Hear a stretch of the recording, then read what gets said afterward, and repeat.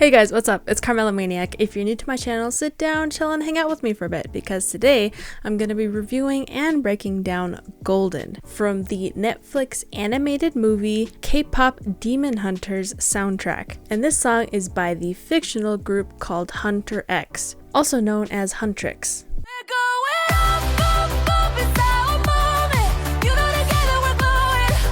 Now, before we get into this, I wanted to tell you a little bit about the real voices that are actually behind this fictional group, if you don't already know.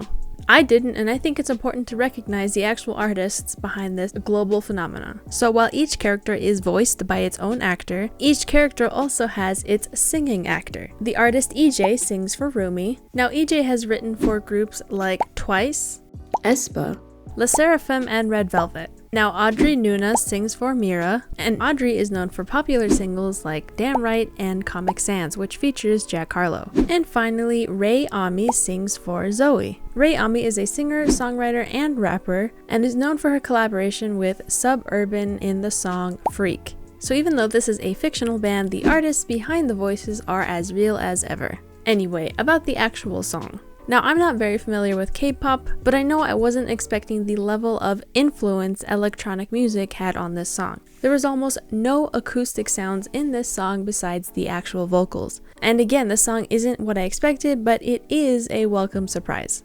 Now, I might be a little biased about this song because I love electronic music and I love a good synth. So I personally really enjoyed the synth-heavy song, especially the intro, because this beginning intro was made up of vocal samples that were chopped up. It's just a really cool sound that perks your interest as soon as the song starts.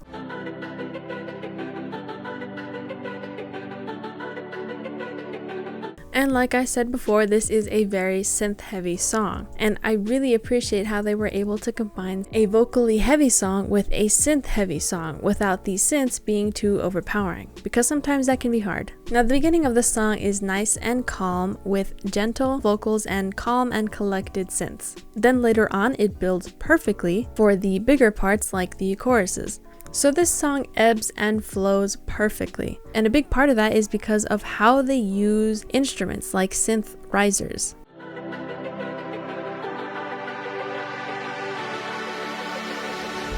And also how they use dramatic breaks to build suspense for big parts of the song like the chorus.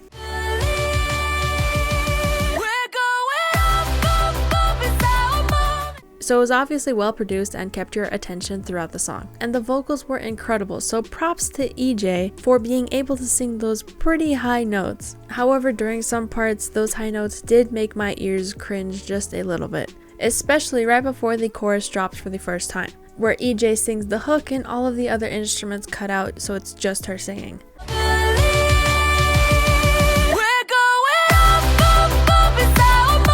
And another thing is that the high notes kind of give you hearing fatigue pretty quickly, meaning you can only listen to the song a certain amount of times before your ears are like, no, not anymore. Like, I know I can't be the only one who doesn't like high notes, especially on days where your ears just kind of feel a little bit more sensitive than others.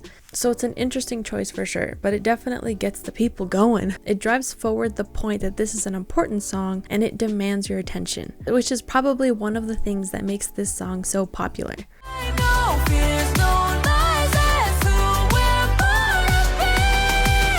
Another thing to point out, which further proves how good of a singer Ejae is how big her vocal range is. She's singing these pretty high notes in the choruses, and then in between choruses, she's singing these pretty low notes. So she has this huge, really great range, and she really can just do it all.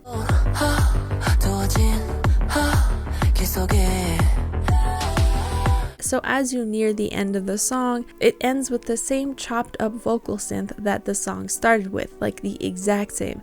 It even has the same riser synth that plays halfway through the vocal synth line. And while I can appreciate some thematic continuation, I do wish they kind of evolved the theme somehow. Added a little twist to it, so we feel like we actually went somewhere, not like we just ended up exactly where we started.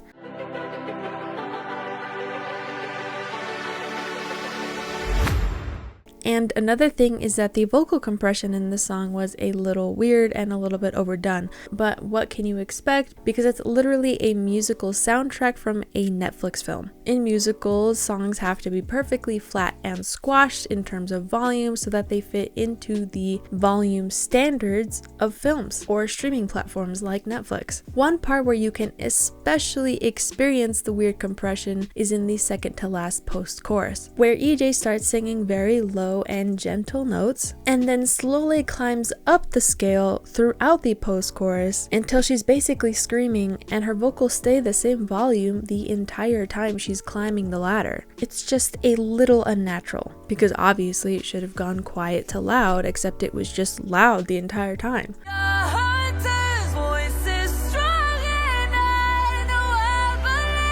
But in terms of the rest of the song, Golden was good in the dynamism department. The synth-heavy beat doesn't continue throughout the song. It cuts out here and there. So we don't get bored, and the beat is appreciated even more when it comes back in.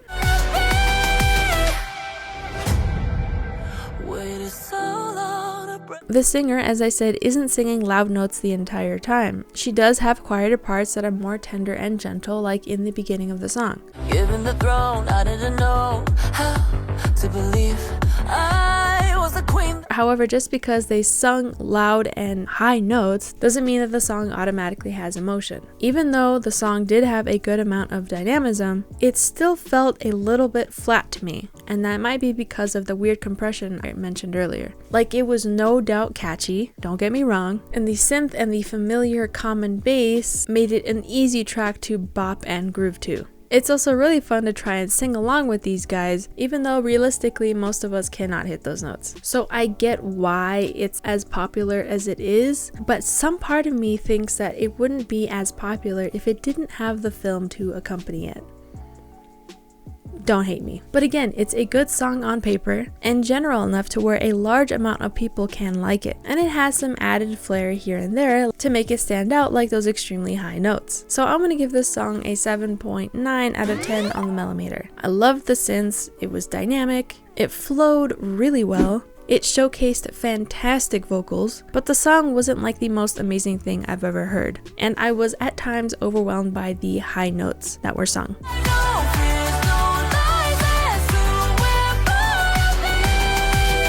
Thanks for watching. If you enjoyed this review, or even if you didn't, please consider subscribing to the channel. Tell me what you guys thought of Golden by Huntr, aka Ejae, Audrey, Nuna, and Ray Ami in the comments below. Keep listening, and I'll talk to you guys later. Each character is voiced by its own. Now Audrey Nuna sings for Mina, because it's literally a musical soundtrack. Huntr in the comments below. Keep listening. I'll talk to you guys. What am I doing? AKA Ejae, Ray Nuna. Who's Ray Nuna? Huntr, aka